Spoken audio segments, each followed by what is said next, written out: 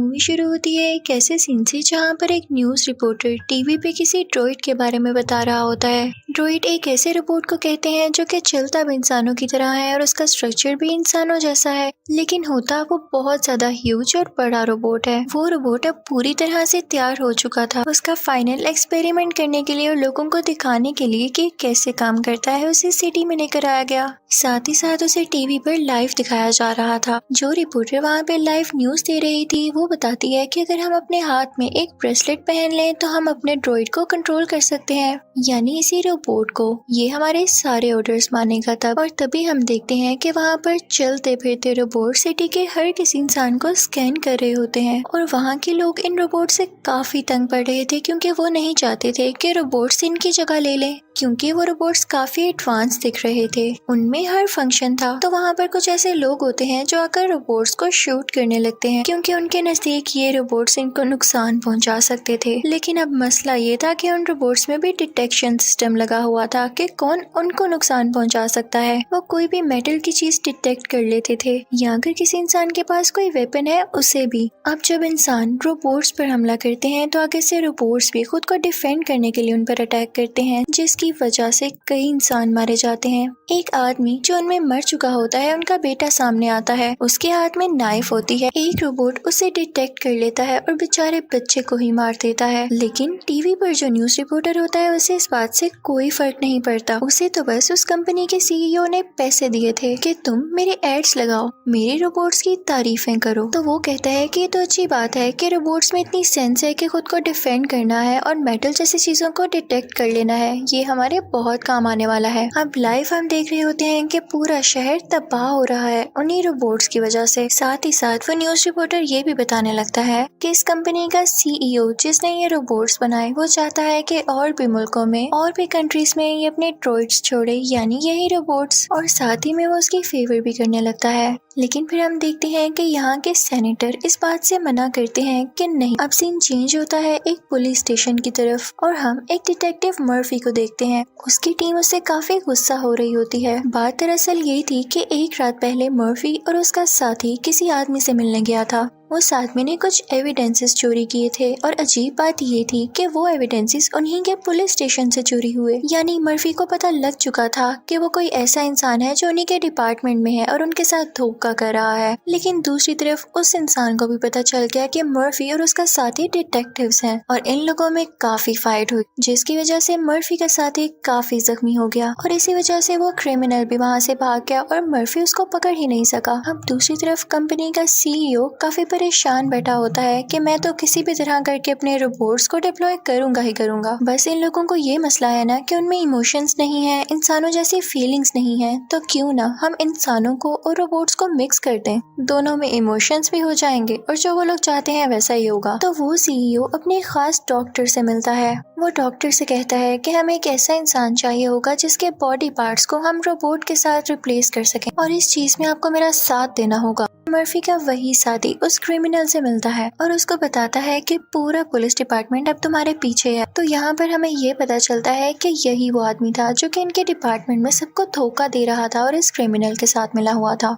वो आदमी उस क्रिमिनल से कहता है कि हमें इसके लिए मर्फी को रास्ते से हटाना होगा, मैं तुम्हारा साथ दूंगा। तो वो लोग प्लान करते हैं कि हम मर्फी की कार में एक बॉम्ब लगा देंगे और वो जैसे ही अपनी कार के पास आएगा तो ये बॉम्ब एक्सप्लोड कर जाएगा और वो मारा जाएगा। फिर नेक्स्ट सीन में हम देखते हैं कि मर्फी अपनी वाइफ और बेटे के साथ अपने घर में होता है। उसकी बहुत ही प्यारी फैमिली थी और उनमें बहुत ज्यादा प्यार था कि तभी मर्फी को बाहर से अपनी कार की आवाज आती है और जब वो उसे चेक करने जाता है तो उसकी कार में लगा बॉम्ब एक्सप्लोड हो जाता है, जिसकी वजह से मर्फी की हालत काफी बुरी हो जाती है। वो बहुत ज्यादा जख्मी होता है। उसका कोई भी बॉडी पार्ट ऐसा नहीं था जो सही बचा हो। उसके हाथ, उसके पाँव, इवन उसकी आंखें, सब कुछ डैमेज हो चुका था।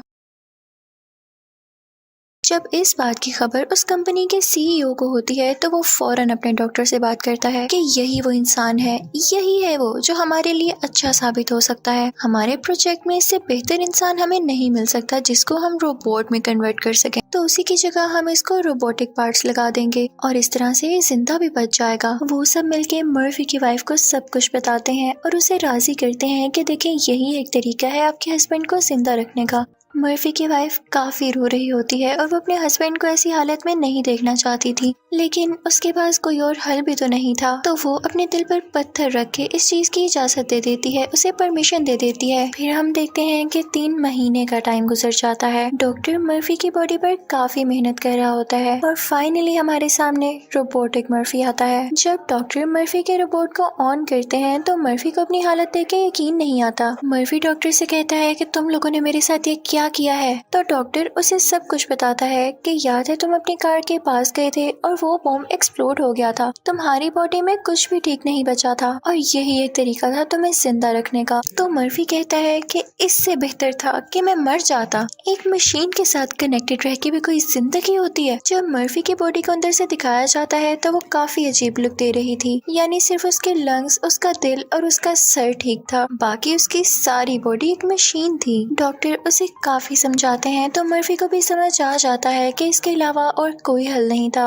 और वो इस रियलिटी को एक्सेप्ट कर लेता है। फिर उसे बताया जाता है कि तुम्हें फाइटिंग करना सीखना होगी। डिटेक्टिव तो तुम पहले भी थे और ये तुम्हारे लिए फायदे की बात होगी, बस तुम अपनी शूटिंग और बेहतर कर लो और इसके लिए उसे काफी ट्रेनिंग दी जाती है। उसके बाद सीईओ सबसे कहता है कि हम अब एक रियल एक्सपेरिमेंट करेंगे, हम देखेंगे कि मर्फी ने अभी तक कितना सीखा है। वो उसकी वाइफ को भी वहाँ पर बुलाते हैं और मर्फी को एक ऐसी जगह लेकर आया जाता है जहाँ पे आसपास और बहुत सारे ड्रॉइड्स होते हैं, यानी बहुत सारे रोबोट्स होते हैं। अब उन लोगों की फाइट स्टार्ट होती है। काफी ज्यादा ड्रॉइड्स मर्फी पर अटैक करने लगते हैं, लेकिन मर्फी इतना स्ट्रॉन्ग होता है, उसमें इतनी स्किल्स होती हैं कि वो सब ड्रॉइड्स को हरा देता है और ये सब देख के सीईओ काफी खुश होता है। इस सक्सेसफुल ऑपरेशन के बाद मर्फी को पहली बार अलाउ किया जाता है अपनी फैमिली से मिलने के लिए। अब जब मर्फी पहली बार अपनी वाइफ और अपने बेटे के सामने आता है तो वो लोग काफी सैड होते हैं क्योंकि मर्फी अब पहले जैसा नहीं था, लेकिन उनके लिए यही बात काफी थी कि मर्फी जिंदा तो था एटलीस्ट और उनके पास था। फिर हम देखते हैं कि एक इवेंट रखा जाता है जिसमें मर्फी यानी मर्फी के ड्रॉइड को सबसे इंट्रोड्यूस करवाना था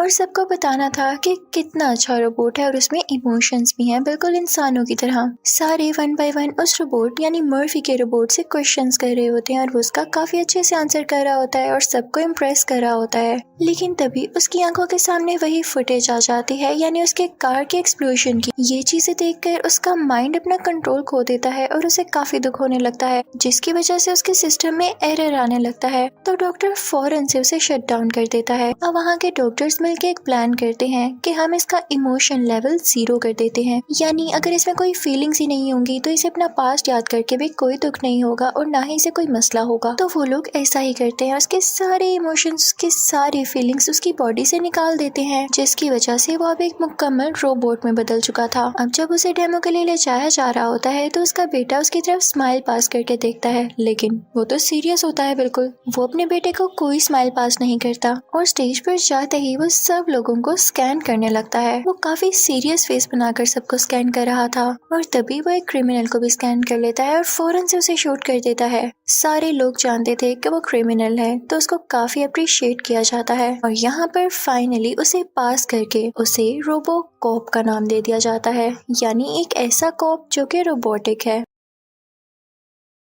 अब सीईओ और उसका खास डॉक्टर ये प्लान करते हैं कि हम इस रोबो कोप को यानी मर्फी के रोबोट को सिर्फ अपने काम के लिए ही रखेंगे और इसकी फैमिली को ये पता लगने ही नहीं देंगे कि अब इसमें कोई इमोशंस नहीं है। ऐसा करके वो उसकी फैमिली और उसके साथ बहुत जुल्म कर रहे थे, लेकिन उन्हें क्या परवाह, वो लोग तो बुरे थे। दूसरी तरफ हम देखते हैं कि मर्फी यानी रोबो कोप अपनी टेक्नोलॉजी यूज करके सारे क्रिमिनल्स को डिटेक्ट करने लगता है। सारी सीसीटीवी फुटेज को कंपाइल करके और हर चीज को देखते हुए वो क्रिमिनल्स को शूट करने लगता है ढूंढ ढूंढ कर। और देखते ही देखते कुछ ही दिन में सिटी से सारे क्रिमिनल्स मारे जाते हैं और क्राइम काफी हद तक कम होने लग गया था। ये देखकर लोग मर्फी से काफी खुश होते हैं और उसे अपना हीरो मानने लगते हैं। मर्फी यानी रोबोकोप अपनी हैवी बाइक पर ये सारे काम किया करता था, हर जगह जाया करता था। एक बार वो रास्ते से गुजर रहा होता है कि तभी उसके सामने उसकी वाइफ आ जाती है और वो उससे कहती है कि मर्फी, हमारा बेटा आपको याद कर रहा है, कितने दिन हो गए आप घर नहीं आए। मैं आपके लिए कितनी वरिड हूँ। वो बेचारी यहाँ काफी परेशान होती है, लेकिन जब मर्फी उसे डिटेक्ट करता है तो उसे पता ही नहीं चलता कि वो परेशान है, तो वो उसे इग्नोर करता हुआ वहाँ से चला जाता है। जाहिर है अब उसमें इमोशंस जो नहीं थे, और ये बात मर्फी की वाइफ को बहुत हर्ट करती है। लेकिन नेचुरली था तो वो इंसान ही, तो वो अपने बेटे और वाइफ से रिलेटेड सीसीटीवी फुटेजेस को कैप्चर करने लगता है और उसे जोड़ने लगता है। उसे पता चलता है कि उसके इस तरह से बन जाने के बाद उसका बेटा कितनी मुश्किल में है। वो उसके फेस को डिटेक्ट करता है तो उसे पता चलता है कि वो काफी डरा हुआ है और काफी परेशान है। और फिर वो उस जगह की फुटेज को अपने माइंड में लाता है जहाँ पर उसकी कार में वो बॉम्ब एक्सप्लोड हुआ,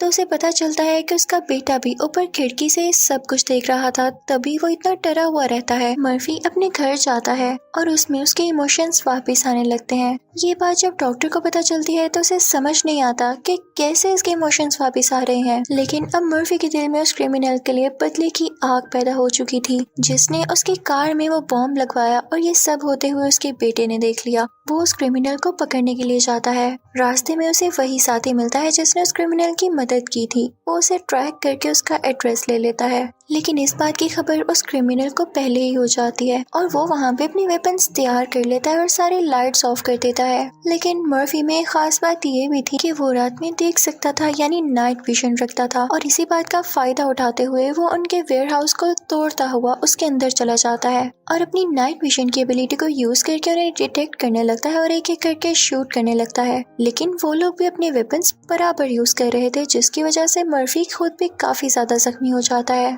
उसकी रोबोटिक बॉडी को भी काफी डैमेज होता है, लेकिन मर्फी अभी भी काफी ज्यादा पावरफुल था। वो फाइनली यहाँ पर उस क्रिमिनल को मार गिराता है और फिर उनके वेपन्स उठाता है और उस पर से सारे फिंगरप्रिंट्स लेता है, जिसके बाद उसे पता चलता है कि उसी के पुलिस स्टेशन में 2 लोग ऐसे हैं जिनके फिंगरप्रिंट्स इन वेपन्स पर हैं, यानी वही धोखेबाज लोग जो इस क्रिमिनल का साथ दे रहे थे। वो फौरन से पुलिस स्टेशन जाता है तो वो दोनों आदमी सब कुछ बोल देते हैं कि इसके पीछे हमारा हाथ नहीं, हमारी सीनियर ही है जिसने डर के मारे ऐसा करने को कहा हमें। मर्फी को ये सुन के काफी गुस्सा आता है कि ये तो मुझे डांट रही थी उस दिन और यही इसके पीछे रिस्पॉन्सिबल है, तो वो उसे शूट करने के लिए जाता है। लेकिन वहाँ पर मौजूद लोग उसे शट डाउन कर देते हैं। अब ड्रोइड्स बनाने वाली कंपनी सब लोगों को ये बताती है कि मर्फी में वीकनेस आ चुकी थी और जब तक हम कोई और हल नहीं निकाल लेते हम उसे ऑन नहीं कर सकते। अब सीईओ अपनी कंपनी के और लोगों से कहने लगता है कि अगर मर्फी को हमने जिंदा कर दिया तो उसमें इमोशंस तो पहले से ही वापस आ रहे हैं, और अगर उसमें सारे इमोशंस वापस आ गए तो उसमें अपनी फैमिली के लिए प्यार जाग जाएगा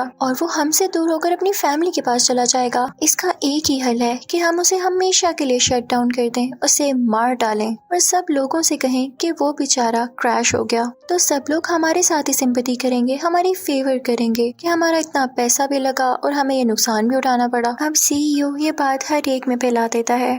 अब सारे लोग उसे सिंपैथी शो करने लगते हैं कि हाँ वो काफी अच्छा रोबोट था वाकई ही, और अब सिंपैथी में आकर उसे अलाउ कर दिया जाता है कि अपने बनाए गए ड्रॉइड्स और बाकी रोबोट्स वो दूसरे मुल्कों में भी भेज सकता है, जिस बात की वजह से सीईओ को काफी फायदा होता है और वो तो चाहता ही यही था। सीईओ वाकई में मर्फी का प्लग हमेशा के लिए निकालकर उसे हमेशा के लिए खत्म करना चाहते थे, लेकिन इस बात की खबर उनके खास डॉक्टर को हो जाती है। अब हमें पता चलता है कि वो डॉक्टर बेचारा अच्छा था दिल का। वो फौरन से मर्फी के रोबोट के पास जाता है और उसे फौरन से एक्टिवेट करके उसे सब कुछ बता देता है कि सीईओ तुम्हारे साथ ये करने वाला है, तुम फौरन यहाँ से भाग जाओ। मर्फी कुछ नहीं सुनता और अपनी बाइक लेके फौरन वहाँ से चला जाता है। वो कंपनी के सीईओ की जगह पर जा रहा होता है और उस सीईओ को भी खबर हो जाती है कि मर्फी उसकी तरफ आ रहा है। वो सीईओ उस जगह के चारों तरफ अपने ड्रॉइड्स लगा देता है, यानी वही रोबोट्स जो मर्फी से लड़ने वाले थे। अब जनाब एंट्री होती है मर्फी के रोबोट की, यानी रोबोकॉप की। वो अपनी बाइक के साथ ही उस बिल्डिंग के अंदर आता है, लेकिन बाकी सारे ड्रॉइड्स उस पर अटैक करने लगते हैं। तो क्या मर्फी किसी से कम था? वो भी उनसे फाइट बैक करने लगता है। वहाँ पर काफी ज्यादा ड्रॉइड्स थे जो उस पर मुसलसल अटैक कर रहे थे और इसकी वजह से मर्फी का एक बाजू डैमेज हो जाता है। तभी वहाँ पर मर्फी का एक दोस्त आ जाता है जो कि मर्फी की जान बचाता है उन बाकी रोबोट्स के सामने आके, क्योंकि वो ड्रॉइड्स इंसानों को नुकसान तब तक नहीं पहुंचाते थे जब तक इंसान उन्हें कुछ न कहते, तो वो उन्हें रोके रखता है। तभी वहाँ पर उस सीईओ का साथी आ जाता है और उसके हाथ में वही ब्रेसलेट होता है जिसकी वजह से वो इस ड्रॉइड को यानी रोबोकॉप को कंट्रोल कर सकता था, और इसी कंट्रोल की वजह से मर्फी यानी रोबोकॉप उसको शूट नहीं कर पाता, उस पर अटैक ही नहीं कर पाता। लेकिन तभी मर्फी का दोस्त आके उस आदमी को शूट कर देता है और मर्फी की जान बचा लेता है, वरना वो आदमी जल्द ही मर्फी को शट डाउन करने वाला था। अब मर्फी डिटेक्ट करता है कि वो सीईओ कहाँ पर है, तो उसे पता चलता है कि वो इस बिल्डिंग की रूफ टॉप पर है। तो वो फौरन से वहां जाता है उस पर अटैक करने के लिए, लेकिन पता चलता है कि जनाब उस सीईओ ने भी वो ब्रेसलेट पहन रखा था, जिसकी वजह से वो रोबोकॉप यानी मर्फी उसका कुछ नहीं बिगाड़ सकता था। मर्फी अपने सारे इमोशंस इकट्ठे करता है और उनको इकट्ठा करके उसको शूट करने लगता है, लेकिन उसका सिस्टम उसे इस बात के लिए अलाउ नहीं कर रहा था, तो वो क्रैश होने लगता है, उसका सिस्टम शट डाउन होने लगता है। लेकिन इसी दौरान सीईओ कहता है कि मैं तुम्हारी फैमिली को शूट करने वाला हूँ। वो ऐसा इसलिए करता है ताकि वो हर्ट हो और जल्द ही क्रैश हो जाए, लेकिन इस बात से मर्फी को फायदा होता है, उसमें इमोशंस जाग जाते हैं और वो जल्द ही अपना सिस्टम जल्दी से रिबूट करता है और उस सीईओ को शूट कर देता है। लेकिन साथ ही साथ वो सीईओ भी उस पर शूट करता है, जिससे उसकी बॉडी डैमेज हो जाती है और वो नीचे गिर जाता है। उसकी फैमिली भागकर उसके पास आती है और फिर उसे डॉक्टर के पास ले जाया जाता है,